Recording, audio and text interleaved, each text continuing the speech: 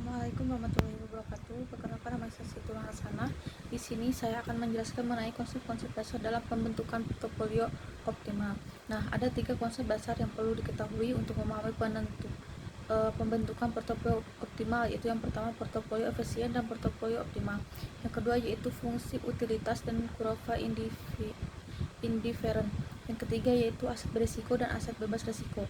Nah, yang pertama ada portofolio efisien, yaitu portofolio yang memaksimalkan return yang diharapkan dengan tingkat risiko tertentu yang bersedia ditanggungnya, atau portofolio yang menawarkan risiko terendah dengan tingkat return tertentu. Mengenai perilaku investor dalam pembuatan keputusan investasi, diasumsikan bahwa semua investor tidak menyukai risiko.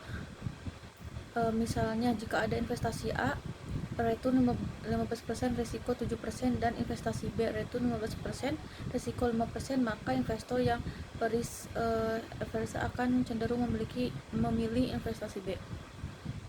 Sedangkan portofolio optimal merupakan portofolio yang dipilih investor dari sekian banyak pilihan yang ada pada kumpulan portofolio efisien.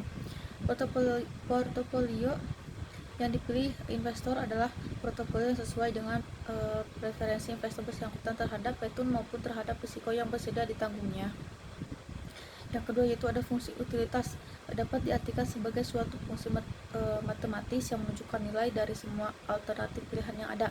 Fungsi utilitas menunjukkan preferensi seorang investor terhadap berbagai pilihan investasi dengan masing-masing risk dan return dan tingkat return harapan. Fungsi utilitas bisa digambarkan dalam bentuk grafik sebagai kurva individen.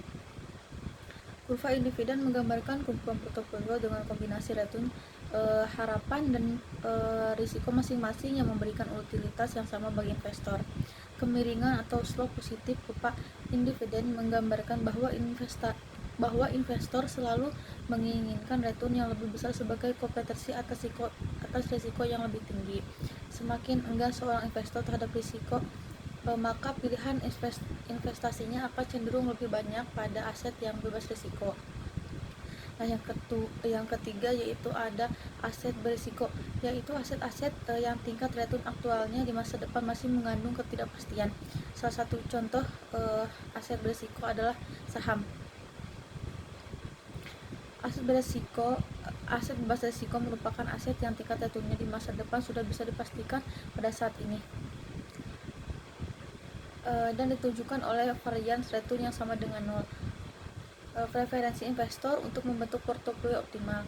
Nah, yaitu ada permukaan efisien, ialah kombinasi aset-aset yang membentuk portofolio yang efisien, yaitu merupakan bagian yang mendominasi lebih baik titik-titik lainnya karena mampu menawarkan tingkat return yang lebih tinggi dengan risiko yang sama dibandingkan dengan lainnya. Pemilihan portofolio optimal didasarkan pada preferensi investor terhadap return yang diharapkan dan risiko yang ditunjukkan oleh kurva indifferent. Sekarang ada model portofolio Markowitz. Model Markowitz yang dikembangkan pada tahun 1952 adalah gagasan utama yang digunakan untuk membangun portofolio optimal dalam rangka mencapai tujuan memaksimalkan return dan meminimalkan risiko. Model ini didasarkan pada perhitungan rata-rata sebagai pengukuran dari tingkat pengembalian dan varian sebagai pengukur tingkat risiko. Teori portofolio dengan model Markowitz didasarkan pada 3 asumsi. Yang pertama, periode investasi tunggal, misalnya 1 tahun. Yang kedua, tidak ada biaya transaksi. Yang ketiga yaitu preferensi investor hanya berdasarkan pada return yang diharapkan oleh risiko. Mungkin hanya itu yang dapat saya sampaikan, kurang lebihnya mohon maaf. Wassalamualaikum warahmatullahi wabarakatuh.